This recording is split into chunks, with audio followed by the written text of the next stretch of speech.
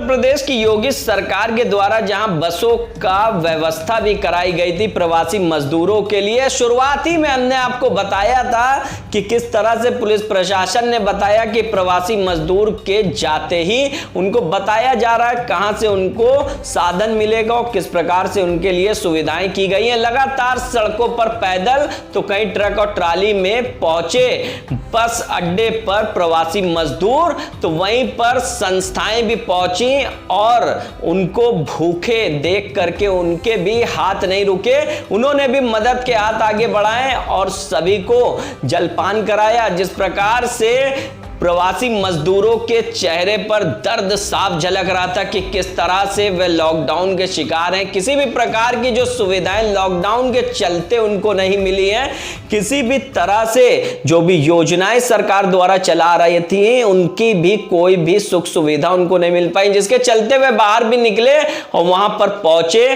कि हम किसी भी तरीके से घर पहुंच पाए। जहां पर दलालों का बीच में यहां पर बहुत बड़ा हाथ भी दिखा कि किस तरह से जो योजनाएं थी वो किसी भी तरीके से जो पीड़ित व्यक्ति थे उनको नहीं मिल पा रही थी, तो वहीं उनके चेहरे भी खिल उठे घर जाने की बात को लेकर के, क्योंकि प्रवासी मजदूर खुद भूखे तो रह सकते हैं लेकिन अपने बच्चों को भूख से बिलखते हुए कैसे देख ले। तो देखिए हमारे सहयोगी रिपोर्टर एकता ने बात की प्रवासी मजदूरों से और जाना उनकी खुशी कि किस तरह से वह अपने घर लौट रहे हैं, तो उनको किस तरह से जो खुशी का एहसास हुआ। देखिए क्या कहा प्रवासी मजदूरों ने।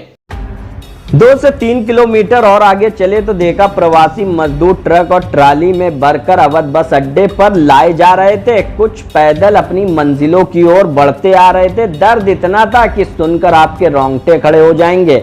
भारत में हमेशा से ही कठिन परिस्थितियों में दलालों का बोलबाला रहा है। जहां सरकार की योजनाएं गरीब जरूरतमंदों तक पहुंचनी चाहिए, वहां इन प्रवासी मजदूरों तक नहीं पहुंच पाई। भारत में दलालों ने एक बात तो साबित कर दी कि तुम्हारी जान की कोई कीमत नहीं है। हंगामा टाइम्स को जमीनी सच ये तो पता चल गया कि पेट की भूख ने मजदूरों को अपने घर जाने को मजबूर कर दिया। अपनी भूख को एक बार प्रवासी मजदूर मार भी देते लेकिन अपने बच्चों की भूख से बिलखता हुआ कैसे देखते। सरकार की हर योजना और व्यवस्था जमीनी स्तर पर ध्वस्त दिखी। अगर देश में संस्थाएं ना होती तो शायद देश कोरोना महामारी से नहीं भुखमरी महामारी का शिकार जरूर हो जाता। हंगामा टाइम्स ब्यूरो। प्रवासी मजदूरों को यहाँ तक आने में काफी मुश्किलें हुई क्योंकि उनको कोई साधन नहीं मिला। यहाँ तक पहुँचने को पैदल आए, उसके बाद इनको बस की सेवा दी गई। लेकिन इस बीच जो खाने पीने की व्यवस्था थी, कई ऐसे पुलिस वालों ने भी उनकी मदद की, साथ में कई संस्थाओं ने मदद की। यहाँ पर जब हम आए और हमने यहाँ पर जब देखा तो मनकामेश्वर वार्ड के प्रतिनिधि काफ़ी संख्या में यहाँ पर मौजूद भी हैं और मैं बात भी कराऊंगी, जिन्होंने बिस्किट और पानी देकर उनके जो प्यास और भूख थी उसे मिटाने का थोड़ा सा काम किया है, क्योंकि इस समय पानी की सबसे ज़्यादा ज़रूरत है। और हम जब यहाँ हमने देखा वो लोग अपने से जा के पूछ के सभी को एक एक बोतल पानी दे रहे थे, साथ में बच्चों को बिस्किट भी उपलब्ध करा रहे थे। इस समय हमारे साथ भी हैं, उनका परिचय के साथ जानेंगे वो कब से ये काम को कर रहे हैं और इस समय वो क्या सोच रहे हैं प्रवासी मजदूरों की तकलीफ को देखते हुए। अपना नाम बताइए। मैं रंजीत सिंह, मैं पार्षद प्रतिनिधि मनकामेश्वर वार्ड, और मैं बहुत धन्यवाद देता हूं एसटी न्यूज़ को कि आप लोग वास्तव में सही खबरों को जो है जनता तक पहुंचा रहे हैं। इसके लिए आपको बहुत बहुत धन्यवाद।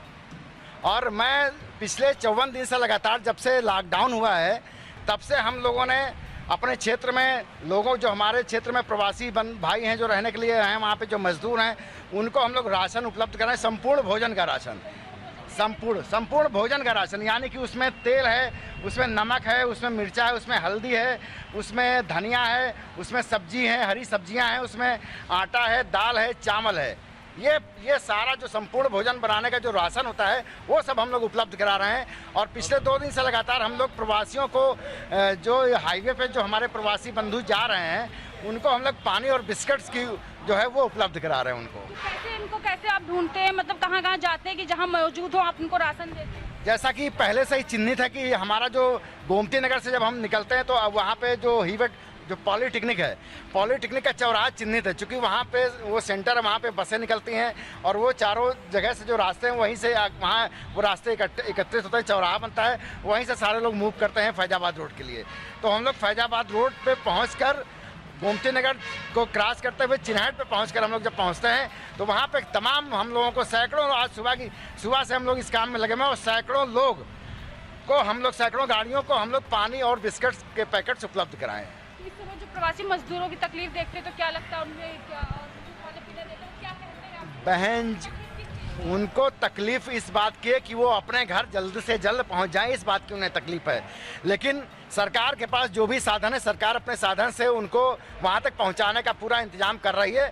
और बाकी तमाम ऐसे लोग हैं जो पुलिस की व्यवस्था, आप देख ही रहे हैं कि लगातार पुलिस भी इसमें मदद कर रही है और जो हमारे NGOs हैं वो भी काम कर रहे हैं। इसी प्रकार से मैंने बहुत से लोगों को देखा रास्ते में कि जिनका किसी NGO से मतलब नहीं, किसी सरकार से मतलब नहीं, किसी पार्टी से मतलब नहीं, लेकिन वो भी लोग अपने घरों से 100-100 लोगों के, 200-200 लोगों के खाने के पैकेट्स बना के उन प्रवासी मजदूरों को, जो प्रवासी भाई बंधु यहाँ से जा रहे हैं, उनको स्वयं से भोजन उपलब्ध करा रहे हैं। जैसे इन्होंने कहा, ये सही भी कहा है कि जहाँ तक उन्होंने बहुत सारी मदद ऐसी करी है कि जहाँ खाने पीने की व्यवस्था कराई है, खाने पीने की उन्होंने व्यवस्था, जैसे आप हमारे स्क्रीन पर इस समय आप देख रहे हो कैसे लोग ये जा रहे हैं पानी की बोतल लेकर पानी वानी देने के लिए। और साथ में आप देख रहे हैं एक छोटा सा ट्रक आया है, ट्रक में किस तरह सामान भरा हुआ है, साथ सामान के साथ लोग भी उसके अंदर है और ये लोग उसको पानी सभी को देने जा रहे हैं कि पानी वो पी सके, खाना नहीं पानी दे सके।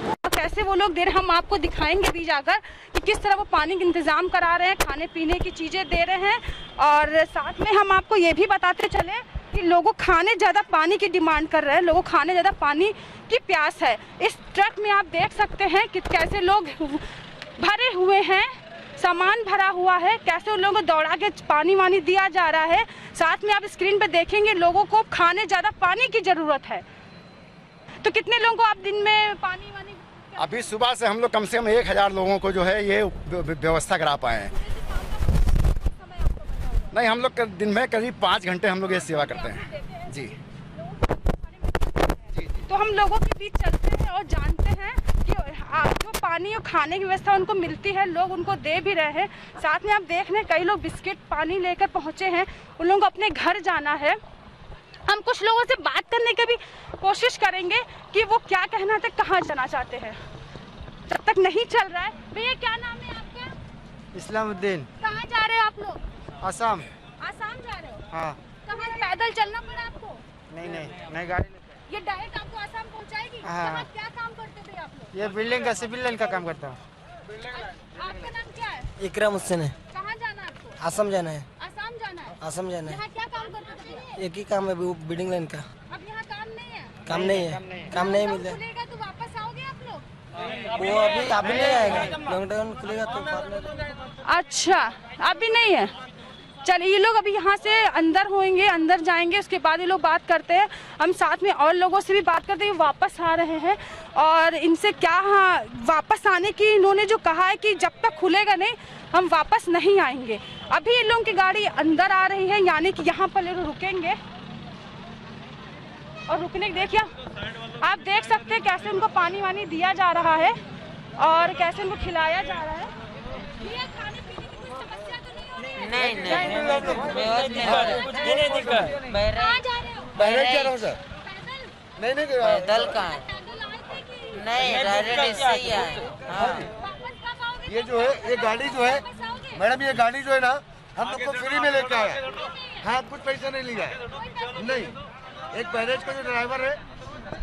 चलिए, जैसे उन्होंने बताया हमें कि उनको खाने पीने की सुविधाएं सब दी गई हैं और उनसे एक भी पैसा नहीं लिया गया है, एक भी पैसा उनसे नहीं लिया गया है और सारी सुविधाएं फ्री में दी गई हैं उनको। अब यहाँ इन लोगों को लाया जाएगा, साथ में अवध बस स्टैंड पे लाने के बाद इन लोगों की स्क्रीनिंग होती है। स्क्रीनिंग होने के बाद इनको जहाँ इनको जाना है वहाँ पहुँचाया जाएगा। और साथ में हम ये भी आपको दिखा दें, इस ट्रक में जितने लोग भी हैं सबका यही कहना था, उनको खाने पीने की पूरी व्यवस्था दी जा रही है और पूरी व्यवस्था के साथ उनको उनके घर तक पहुंचाया जा रहा है।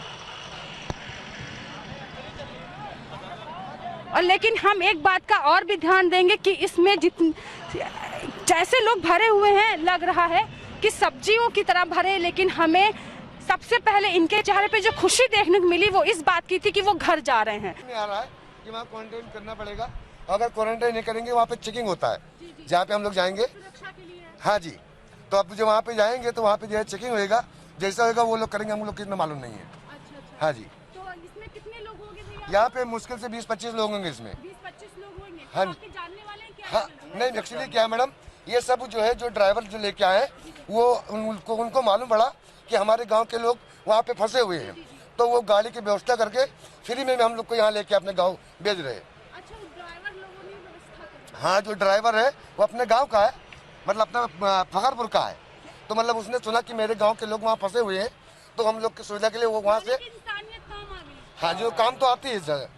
हाँ जी, तो मेरे को लेके जा रहा है गाँव। आप लोगों घर जा रहे हैं। हाँ जी, वो मेरे को गाँव पहुँचा। हमारी तरफ से यही दुआ है कि आप लोग स्वस्थ और सुरक्षित अपने घर पहुंचे।